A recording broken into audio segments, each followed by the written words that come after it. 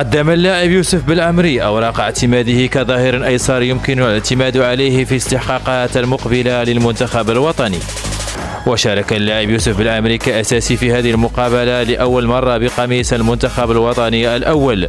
وقدم يوسف بالعمري أداء جيد خاصة في الجانب الدفاعي، كما ساهم في تسجيل الهدف الثاني للمنتخب الوطني عن طريق اللاعب عز الدين أناحي. كم كانت صعبة بالعمري، يقوم بالتغطية. راية بالعمري. يشار إلى أن اللاعب يوسف بالعمري لاعب الرجاء البيضاوي قد التحق بمعسكر المنتخب الوطني بعد تعذر التحاق نصير مزراوي بسبب الإصابة.